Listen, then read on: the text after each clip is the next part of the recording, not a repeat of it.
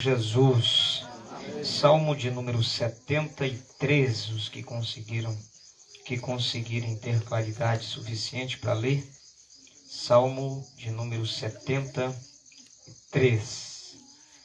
Louvado seja o nome do Senhor.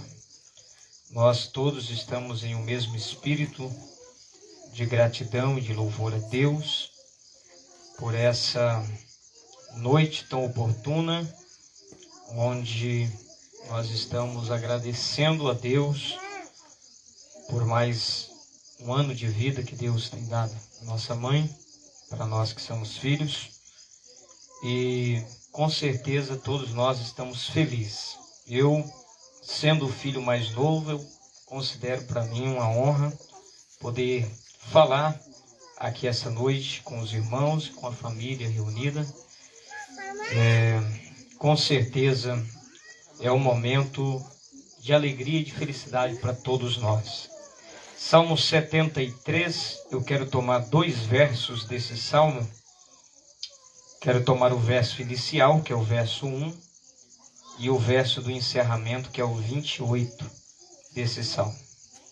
O verso 1 diz: verdadeiramente bom é Deus para com Israel e para com os limpos de coração. Eu quero fazer espelho da frase inicial que diz: verdadeiramente bom é Deus. O verso de número 28 diz: mas para mim bom é aproximar-me de Deus. Pus a minha confiança no Senhor Deus para anunciar todas as suas obras. Os irmãos podem se assentarem. Louvado seja o nome do Senhor. Meus irmãos, quando nós falamos em agradecimento, em gratidão, a gratidão ela é o resultado do reconhecimento. Sem o reconhecimento não há gratidão verdadeira. Toda verdadeira gratidão ela parte de um espírito de reconhecimento sincero. Quando somos capazes de reconhecer, então somos aptos também a agradecer. E nessa noite, nesse aniversário de 60 anos, só está havendo gratidão porque, como foi cantado nesse hino que já se cantou, que é um hino muito bonito, de letras muito especiais, que fala sobre as bênçãos recebidas.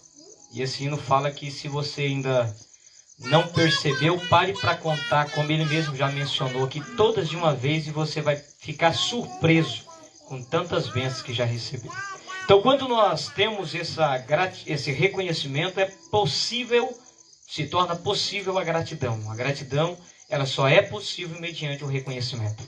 E o Salmo 73, os 2 versos que eu tomei, fala de 2 reconhecimentos importantes que o salmista, ele encontrou dentro de si esse reconhecimento. O primeiro reconhecimento está no verso 1, que ele diz que verdadeiramente bom é Deus. Então a primeira coisa que ele consegue reconhecer é a bondade de Deus. E esse fator é um fator que muitas vezes as pessoas têm dificuldade de reconhecer. A bondade de Deus. Principalmente quando avaliamos as coisas negativas que acontecem em nossa vida. Quando focamos os nossos olhares, endereçamos os nossos olhares somente às dificuldades que passamos. A mãe hoje com 60 anos de idade, se ela fosse contar todas as dificuldades aqui, ia transparecer uma ideia que não há motivos para agradecimento. Mas quando ela fecha os olhos para essa dificuldade e olha somente para o lado bom, para aquilo que ela recebeu, então há motivos de sobra para agradecer. Então, quando nós falamos em reconhecer a bondade de Deus, isso é possível quando somos capazes de entender que as adversidades elas são inerentes à nossa vida.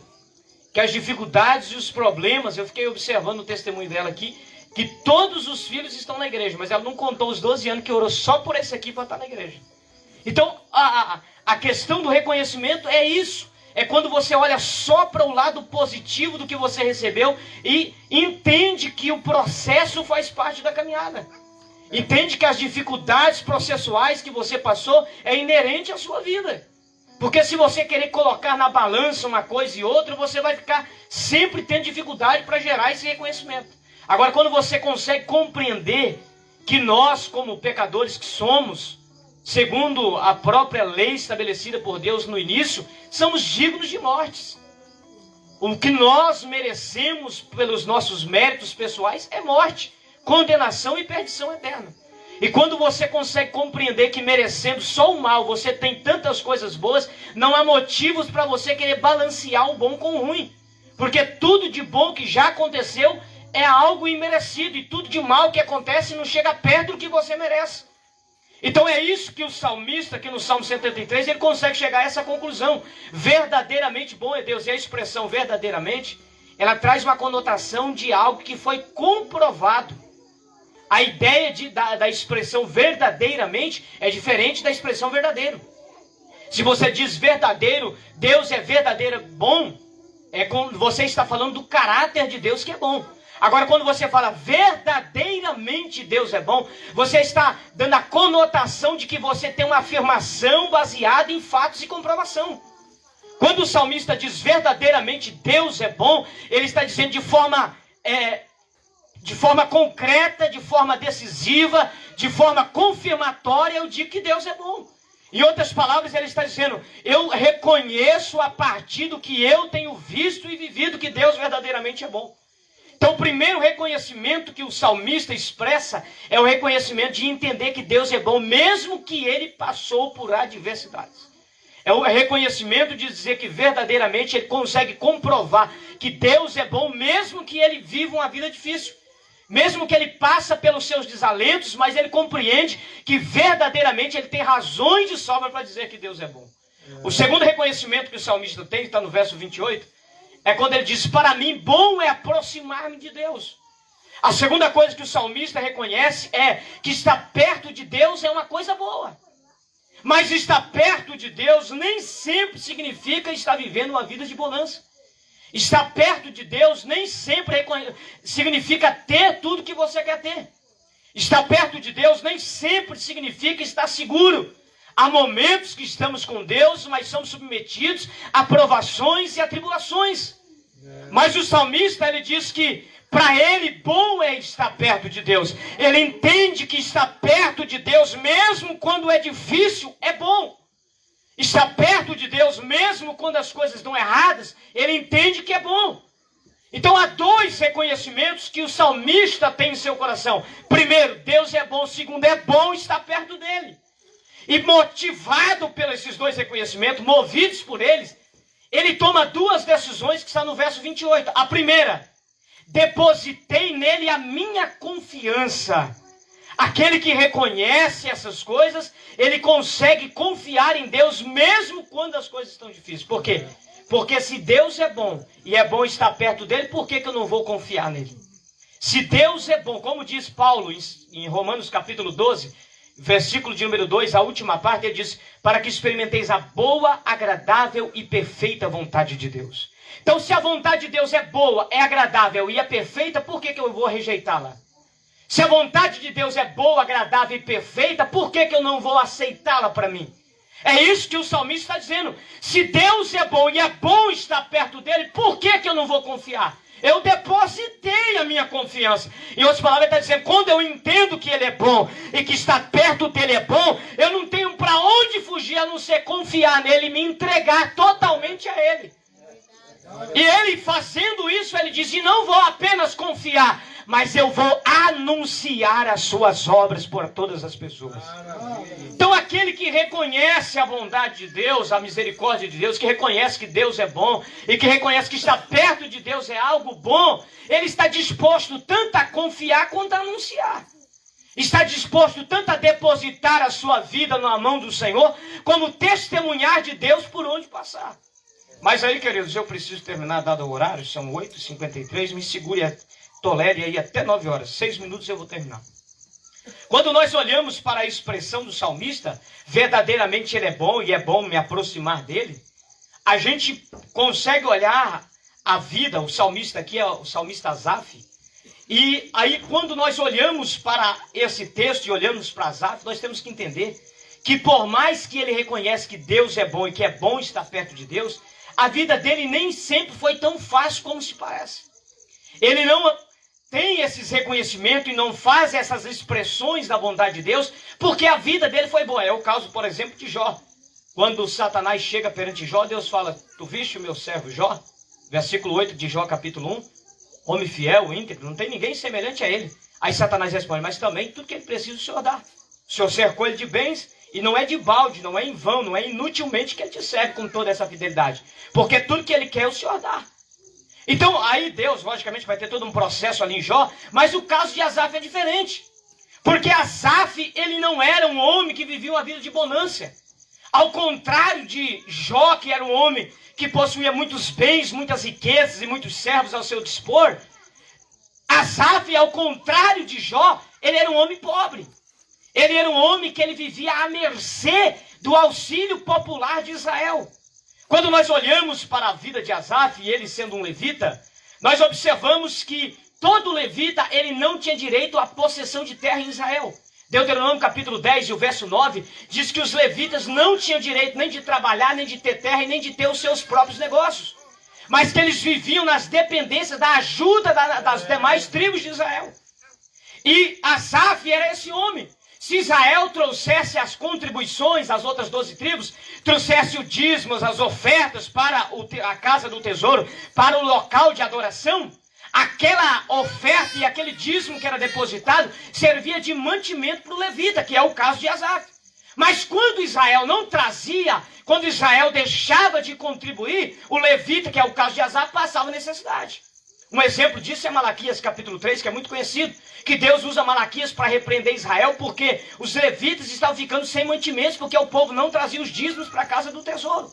Outro exemplo é Neemias capítulo 13, aonde os levitas foram obrigados a abandonar o seu posto, porque não havia alimentos para eles. E Asaf, vivendo dentro dessa condição, ele passou por momentos difíceis, de dificuldades grandes na vida dele. E aí quando nós olhamos para o Salmo 73, nós temos primeiro, versículo de número 2, Asaf dizendo, quanto a mim, os meus pés quase que se desviaram. Pouco faltou para que eu escorregasse. Então quando você olha para o Salmo 73, versículo 2, você vê esse homem que diz que Deus é bom e que é bom estar perto de Deus, você entende que primeiro ele passou por um processo. Antes dele afirmar que verdadeiramente bom é Deus e que é bom estar perto de Deus, primeiro ele passou por um processo dolorido. A ponto dele dizer que ele quase se desviou. Quando você olha para o versículo 3 do Salmo 73, ele diz que ele chegou a ponto de ter inveja dos pecadores, dos ímpios, dos soberbos. Porque a condição dele estava tão difícil que ele chegou a invejar a vida daqueles que não servem a Deus. Ele chegou a ponto de pensar coisas que era contrário à sua fé. Se você olha para o Salmo 73 e o verso 13, ele diz, porque na verdade em vão eu tenho sido fiel ao Senhor. Em vão eu tenho lavado as minhas mãos na pureza e tenho sido fiel a Deus. Então aqui você vê um processo. O homem que diz que verdadeiramente Deus é bom, antes de dizer isso, ele viveu um processo de dor. Um processo onde ele quase se desvia. Um processo onde ele sente inveja dos pecadores. Um processo onde ele acha que a fé dele não vale a pena, que em vão ele tem sido crente. Um processo onde no versículo 16, ele diz que quando ele tentou entender aquilo, ele ficou de sobremodo perturbado. Ou seja, o processo foi tão dolorido que ele sentiu perturbação na alma. Ele sentiu inquietação, preste atenção. Um homem que serve a Deus, que teme a Deus, mas que ele está quase se desviando. Ele está sentindo inveja de quem não serve a Deus, porque parece que quem não serve a Deus está melhor do que ele. E ele está achando que é em vão todo o tempo que ele está servindo a Deus. E está conturbado, é o processo que ele passou. Mas no versículo 17 ele diz, e tudo isso durou até que eu entrei no santuário, que é o local onde estava a presença de Deus. E quando ele entra no santuário, que é o local onde está a presença de Deus, aí ele diz, aí eu entendi o fim deles. E o que é que ele entendeu? Se você ler o verso 18, 19 e 20, ele vai dizer que os ricos, Deus os colocou em lugares escorregadios. Que no momento eles estão lá em cima, ricos, prósperos, poderosos, cheios de fortuna. Mas num só momento eles vão cair e bater embaixo. E como a erva eles vão se secar e vão partir dessa vida para outra sem esperança. Aí ele entendeu que os homens ímpios prosperam no seu caminho de riqueza, de poder aquisitivo, mas tudo isso é só um momento e daqui a pouco isso vai passar. E aí ele olha para ele como servo de Deus.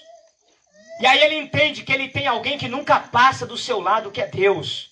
O versículo 25 ele expressa: a quem eu tenho no céu além de ti, e em quem eu tenho na terra além do Senhor. Em outras palavras, ele está dizendo: eu não tenho a riqueza, eu não tenho o poder, eu não tenho a fama, eu não tenho o dinheiro, mas eu tenho um que é comigo para sempre. Eu tenho um que está comigo em todos os momentos. Eu tenho um que a riqueza dos ímpios vai passar, a saúde dos ímpios vai acabar, a fortuna deles vão desfalecer, mas ao meu lado tem alguém que nunca vai me abandonar. Aí ele entende a diferença entre o ímpio e o justo. O ímpio, ele prospera aqui, mas ele não tem um Deus forte e poderoso do seu lado. O ímpio, ele cresce, ele se alegra, ele desfruta, ele viaja, ele faz os melhores planos nessa terra. E o salmista diz que nem na sua morte tem aperto, ele morre tranquilo, mas depois que ele morre, ele não tem ninguém do lado dele. Mas o salmista está dizendo: bom é Deus e para mim bom é aproximar-se do Senhor, porque ele estava dizendo: eu tenho Deus do meu lado em todos os momentos.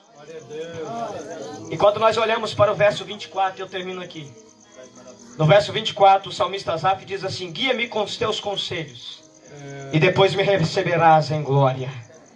Sabe o que ele está dizendo? Eu posso não ter nada aqui, mas eu com o Senhor, eu sei que quando eu sair daqui, eu tenho algo reservado para mim no céu. Eu posso aqui não ter o que o ímpio tem. Eu posso aqui não usufruir do que o ímpio usufrui. Eu posso aqui não desfrutar dos bens materiais que eles desfrutam. Mas eu tenho uma certeza, uma convicção. Eu quero continuar com o Senhor, porque eu sei que o Senhor vai me guiar com os teus conselhos até o final. E quando eu chegar no final da minha estrada aqui, o Senhor me receberás em glória na eternidade. O que leva o salmista a afirmar que Deus é bom e é bom estar perto de Deus, é porque ele viveu um processo de dor. E no processo de dor, ele descobriu que melhor do que a riqueza é ter Deus. Melhor do que ter as fortunas dessa terra é ter a certeza de uma vida eterna garantada por Deus nos céus para nós.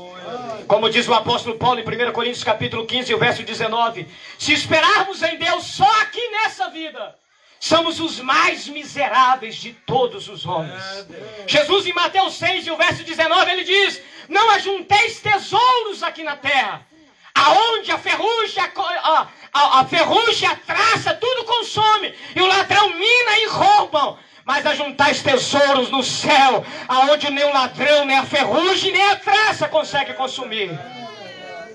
Meus amados irmãos, nós temos que permanecer nesse espírito de gratidão a Deus.